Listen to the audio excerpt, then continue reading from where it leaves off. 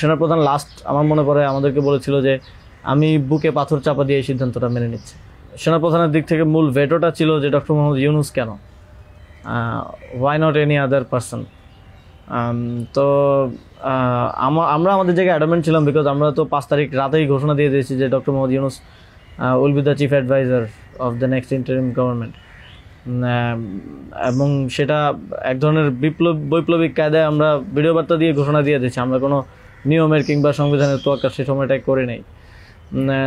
কিন্তু উনি বারবার বলার চেষ্টা করছিলেন যে ডক্টর মোহাম্মদ ইউনূসের নামে মামলা আছে, তিনি একজন কনভিক্টেড পারসন। একজন কনভিক্টেড পারসন আসলে কীভাবে হতে পারে, একটা দেশের প্রধান উপদেষ্টা হতে পারে।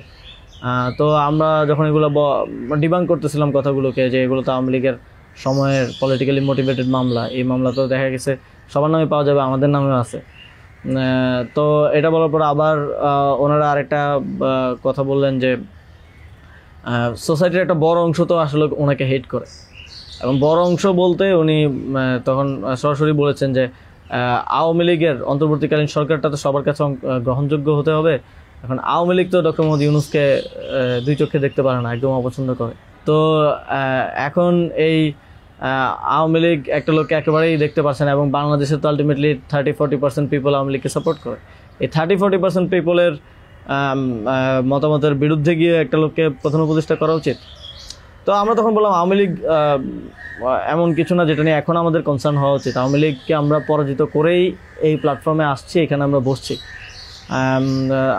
আওয়ামী লীগ কি চাইলেও না চলে এটা এখন আর ম্যাটার করে না কোনোভাবেই। কিন্তু উনি বারবার এই কথাটা ঘুরে ফিরে বলতেছিলেন যে এই সরকার তো একটা নির্বাচন আয়োজন করবে, এই জন্য বিএনপি আওয়ামী লীগ সবার কাছে এই সরকারের গ্রহণযোগ্যতা থাকা প্রয়োজন।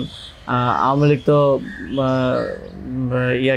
প্রধান ডক্টর মোহাম্মদ ইউনূসকে একেবারেই দেখতে পারে না, ওনাকে আওয়ামী লীগ মেনে নেবে না উনি আসলে। কিন্তু আমাদের কথা ছিল যে আওয়ামী লীগ তো এখন আর এই মুহূর্তে ডিসিশন মেকিংয়ে আওয়ামী লীগ ম্যাটার করে না। একটা গণহত্যা ঘটনার পরে সে কি ভাবলো বা তার কি পজিশন, দ্যাট ডাজন্ট ম্যাটার।